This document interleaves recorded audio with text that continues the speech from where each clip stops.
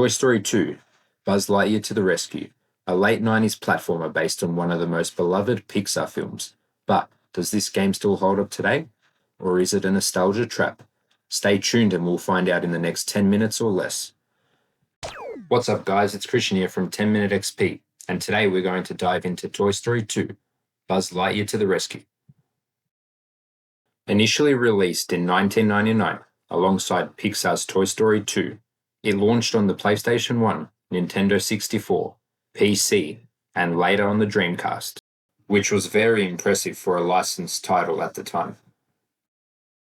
The game was developed by Traveller's Tales, a studio that would later become legendary for the LEGO games, and honestly, you can already see the DNA of these future titles right here. The goal wasn't just to recreate scenes from the movie, it was to expand the Toy Story universe in a way that actually felt authentic. The setup was simple but effective. If you watched the movie, then you would know that Woody had been kidnapped by Hal the toy creator, aka the Chicken Man, and it was up to Buzz Lightyear to rescue him. But here's the smart part. The game just doesn't retell the movie beat for beat. Instead, it fills in the gaps between scenes, letting you explore locations that feel like natural extensions of the film. You're not just watching Toy Story 2 again. You're actively participating in Buzz's heroic journey, meeting familiar characters, completing tasks for Andy's toys, and slowly unlocking the path towards Woody's rescue. It feels like a playable Saturday morning cartoon episode stretched into a full adventure. At its core, Toy Story 2 is a 3D platformer with light combat, various collectibles across the levels, and mission-based progression. Buzz can jump and double jump, fire laser shots, and push, pull, and climb certain objects. The controls are surprisingly tight for a late 90s 3D platformer, especially on PlayStation and Dreamcast. Buzz feels responsive, and most deaths feel like your fault, not the game's. The level structure revolves around collecting Pizza Planet tokens, which unlock new levels. To earn them, you can complete objectives like rescuing certain characters, beating time challenges, solving environmental puzzles, and defeating bosses. It's a loop that stays engaging because the tasks are varied and usually short enough to avoid any frustration. There are a total of 50 Pizza Planet tokens that you can collect along the journey. In some levels, you will need specific items to access Pizza Planet tokens that can only become available later in the game. Meaning that if you want to collect all these tokens, you'll have to replay some levels. But that's not necessarily a bad thing. Now, this game is aimed at a younger audience, which shows in the low difficulty and the very forgiving mechanics. But despite that, it tried to capture the feel of the movie, with certain cutscenes, voice clips, and music in the game. The level design and exploration is where the game really shines. Each level is a large, open, and packed area with secrets. Most notable levels are Andy's house, which is a masterclass in scale. Everyday objects become towering obstacles, and the sense of being a small toy in a big world is nailed perfectly. Al's Toy Barn is a bright, colourful, and chaotic level, in a good way. The level feels like a large-scale playground, perfect for a toy game like this one. The difficulty curve is mostly well balanced. Early levels ease you in, while later stages demand better timing and exploration skills. Completionists will find plenty of challenges trying to collect everything.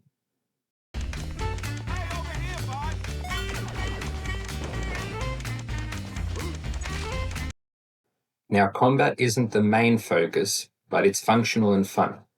Buzz's laser defaults to stun mode, which is both family-friendly and accurate. Boss fights are simple but memorable, often requiring pattern recognition rather than button mashing. Is the combat deep? No. Does it need to be? Also no. It complements the platforming without overshadowing it.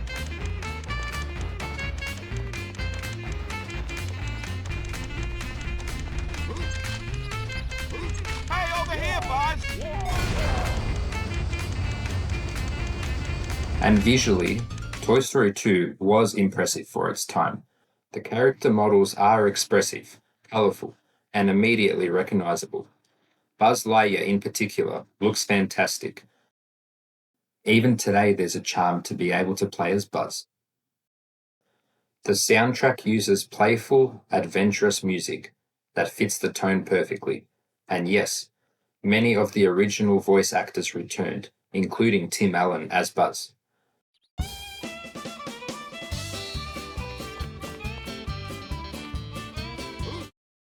That alone adds a massive boost to immersion. The sound effect from Buzz's laser to the squeak of each toy are pulled straight from the Toy Story soundscape, making the whole experience feel authentic. The game nails the world of Toy Story. The character animations are simple but faithful, and hearing the recognizable voice clips gives it a lot of personality. One thing that's easy to miss on a casual playthrough is how much Pixar flavor is baked into the background details. You'll spot Pizza Planet branding everywhere, familiar toy designs tucked into corners, and environments that feel like they were lifted straight from concept art rather than rushed level geometry. These little touches don't affect the gameplay, but they do make the world feel loved. Believe it or not, Toy Story 2 does have a small but dedicated speedrunning community. The open level design, movement options, and mission structure make it surprisingly fun to replay efficiently. Even if you're not speedrunning, the game encourages mastery rather than mindless completion. Now it's time for the things that haven't aged well. The 3D camera is clunky. Angles often make jumps unnecessarily difficult, which can be frustrating at times. Let's be real, this is a late 90s 3D platformer, so the camera can occasionally fight, especially during tight jumps or indoor sections. That said, it's far more manageable than many games from the same era. Most of the time, if you miss a jump, it's because of timing rather than the camera completely betraying you.